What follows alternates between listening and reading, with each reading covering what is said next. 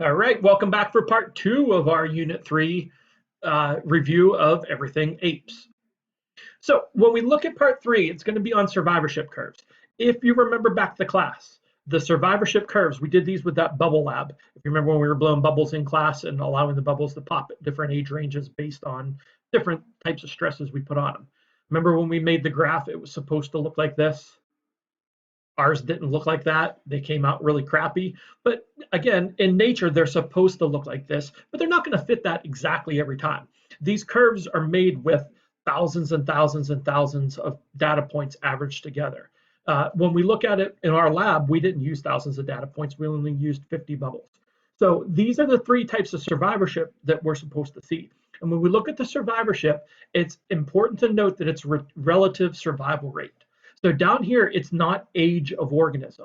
That's not the case. And here, it's relative survival rate, or you can think of it in terms of life expectancy or percentage of life expectancy. Because what we do is we look at a sample. Say we're looking at, an R selected species that has a survivorship curve that looks like this. Those R selected species are going to be ones that don't have a very long lifespan. But what we do is we look for, let's say that we have a cohort of 100 rats. We're going to look for which rat lives the longest. Maybe it's a rat that's amazing and it's like Scabbers on Harry Potter and it lives for 30 years. That's what we would compare every other rat back to. There's no way a rat's going to live for 30 years, but let's say that it lives for 3 years. It's an exceptional rat that lives way past its normal life expectancy. We would then look at every other rat and compare it back to that 3-year life expectancy and then find out what its percent survival is. So we would have, our percent or relative survival rate down here. Now on the x-axis, this is going to be the number of individuals. And we use a logarithmic scale for that y-axis because when we use that logarithmic scale, we want to make sure that we're allowing those populations to spread out. We have a very large data set. Again, I talked about how this is representative of thousands and thousands of individuals. So we don't want to have, a data point up here, most of our data points clustered up here, and then going down like this for all of our curves, because that's not going to show us what we want. By allowing it to be the logarithmic scale, we're able to spread our data set out. Because if you guys remember, and if they give you a logarithmic scale on the AP exam, you're going to be needing to understand how to interpret it. So remember that logarithmic scale is in bases of 10. So we start with 100% up here, or 100. It could be 1,000, it could be 10,000, 100,000, it doesn't matter. Whatever our first base of 10 is, the numbers start out being a big gap. So then we would have 90, and then 80. Then our gaps get smaller and smaller and smaller until we go down to that 10. That's our next base of 10. Then we have a big gap down to 9, a little bit less of a gap down to 8, and then those gaps get smaller and smaller and smaller until we get down to 1. It's never going to get to 0. It's going to approach 0, but never get to 0 because it's going to keep on going down by bases of 10. So again, don't forget, that's how you interpret that logarithmic scale if they give it to you. So when we look at our types of survivorship, again, age in relative units being the key part there. So we're not looking at years down there. We're not looking at days, months, anything like that. It's all a proportion of the lifespan. And by doing a proportion of the lifespan, we can compare the populations of different types of organisms. There's no way that an acorn forming a little sapling, forming a tree, is happening quicker than a bird matures to maturity. There's no way that that happens quicker than even a person getting to old age. So instead, what we do, so we want to superimpose them all onto the same axis, that's where the relative units come into play. That gives us that percentage of their lifespan they're experiencing. And again, if you look, that logarithmic scale, equal spacing for each of the bases of 10. It's not equal spacing along that axis, it's equal spacing for the bases of 10. So again, we would have 900 here, and then we would have 800 here, and then 700, and then 600, 500, 400, 300, 200, 100. Then we would start that big gap over, next big gap, and it gets smaller and smaller and more compressed as we get closer to the 10. So what we look at is what type of information can we gain from this graph? So I want you guys to try to do that because that's something you're going to have to do in the AP exam. So pause the video here for a second. Try to come up with what type of information this is going to be showing us. All right, so hopefully some of the information you said we could find from this is basically to predict what's going to happen to a population over time. We know that humans, for instance, are case selected. So we can assume that all case selected species are going to follow a similar path. We know that case selected are going to be having just a few babies and they're going to happen infrequently. It's going to take them a long time to mature. Most of the babies are going to survive as well. And we see that here because we don't see a real big dip in our population. Most of our population is surviving until that sexual maturity is reached.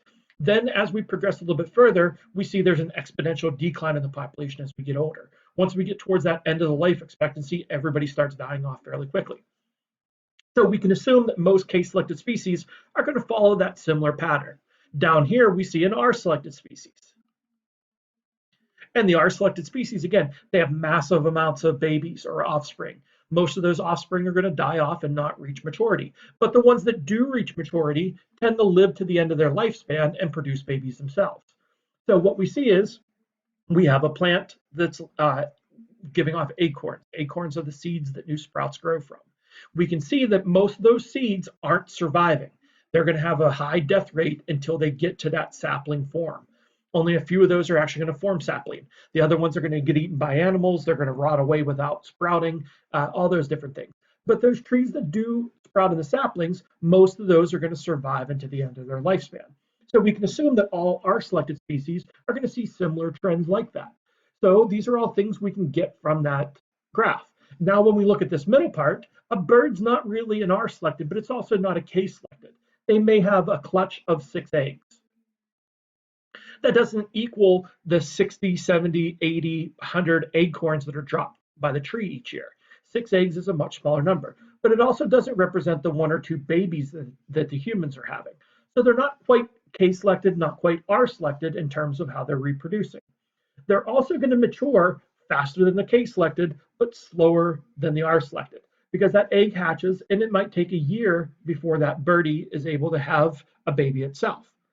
Then not only that, but we can see it's a linear regression as far as the population goes. There's an equal chance of dying at any given point. They're not really giving a lot of parental care, they're giving a little bit. So that's going to keep it from having that massive die off at the start, but it's also going to prevent everything from surviving as well. So the fact that they're giving a little bit of postnatal care, but not a whole lot, kind of puts them into a hybrid between the two. These ones are not quite R selected, but not quite case selected. Usually the larger mammals fit more towards this red line. The smaller mammals and smaller organisms, rabbits, mice, things like that, those tend to fit more to that type 2 type of survivorship. Type 3 is going to be where we start seeing massive reproduction occurring all the time. And I guess I shouldn't have said mice up here for type 2. We're looking at those more kind of iffy if it's case selected, iffy if it's R selected. Usually with the R selected, you can tell if it's R selected. Fish are going to lay hundreds of eggs every time, knowing that most of them are going to die. But squirrel might have 1 or 2 babies, and most of those babies are probably going to die off at some early stage in life. But with the type 1, if they were true case selected, the parents would take care of those babies extensively to ensure that all the babies would survive. They're not getting that. So the squirrel would fit more type 2 type of survivorship. So hopefully the survivorship curves make sense and how you can use them.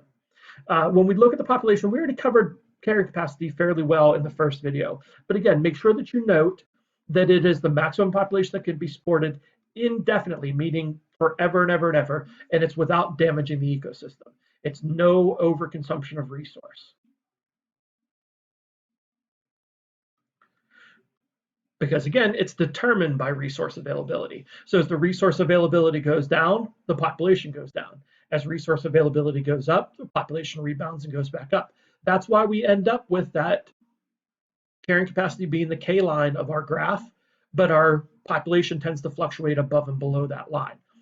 This line, the K line, that's going to be an average carrying capacity because they don't want to have a fluctuating line for the carrying capacity on the graph. There's no way to predict what the carrying capacity is going to be at any time because we can't control rainfall, we can't control sunlight. So if there's more rainfall, more plants grow. More plants growing means I have more food for my consumers. So what they do is they find the long-term average carrying capacity and they put that down as the line. That's why we do see that line fluctuating a little bit above and below. If it's slightly above and below, we're still not doing any damage to the ecosystem. But what can happen is if we stay above that for too long and we overshoot that carrying capacity, here we're going above that carrying capacity. We should be tracing this blue line if we want to follow the carrying capacity. But now we're well above that carrying capacity. This is populations in millions on the y-axis. And that's a really important part for this upcoming test is when we look at the y-axis, we don't want to just look at what it's representing. We want to know what unit it's in. Because if I don't look at the unit that it's in, I just simply look at this and say, this doesn't make sense. It's only a half of an individual higher than what the normal population is. Why is that so problematic? But no, it's a 500,000 individuals higher than what it should be. Because again, we're 1.5 for our carrying capacity. We're nearly 2 for the actual population. So when we look at this, we're well above the carrying capacity. When we're well above the carrying capacity, we're over-consuming resources. When we over-consume resources, we cause that trophic cascade. So our producers, primary consumers and secondary consumers, they're all affected by this. If it's a secondary consumer that we're affecting, say we're the secondary consumers, what this population graph is, when it's well above, it's over-consuming primary consumers.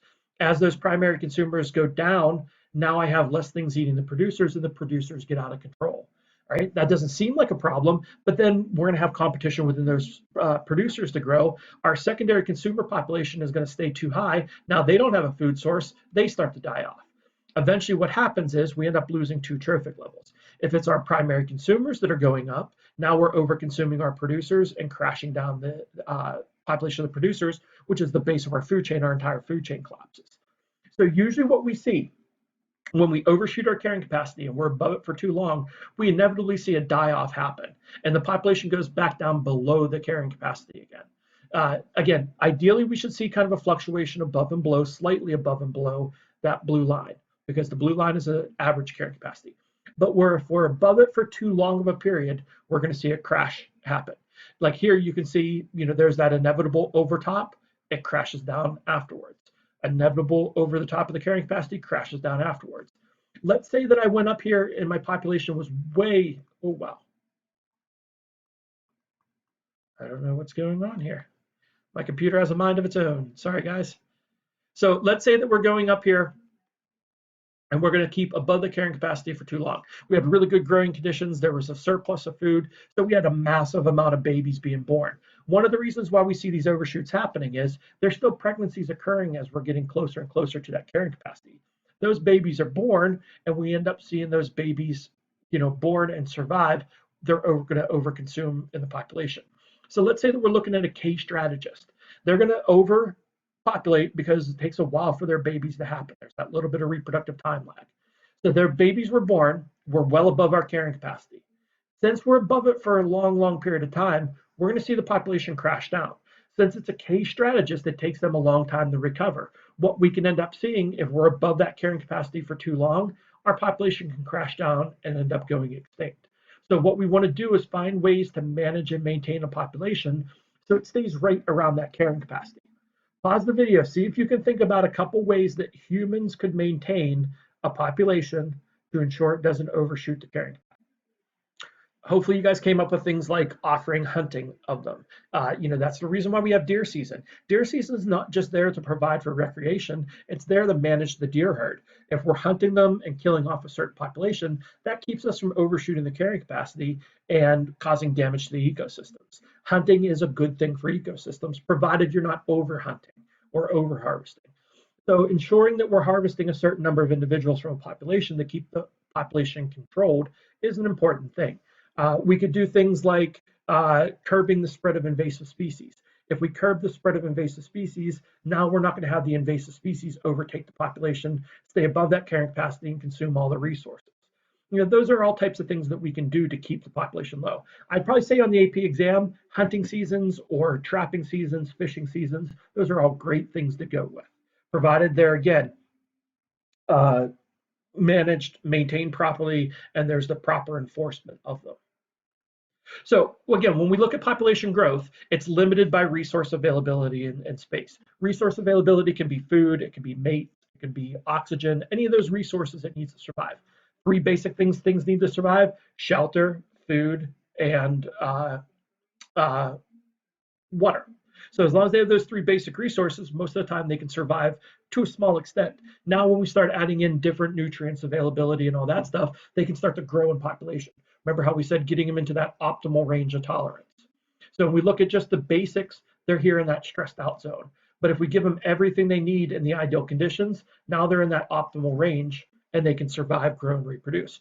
Growth is going to be faster when there's more resources because there's less physiologic stress on the organism. As food becomes scarce or resources become scarce, I can never say this word, the fundacity, or however you want to say it, is going to lower down. That's basically the reproduction and survival rate. So as food becomes scarce, that pushes them out of that optimal range. That physiologic stress kicked in and things stop reproducing. That's going to allow the population to start shrinking and slow down because as mortality increases, more things are dying off without being replaced, and our population ends up going down.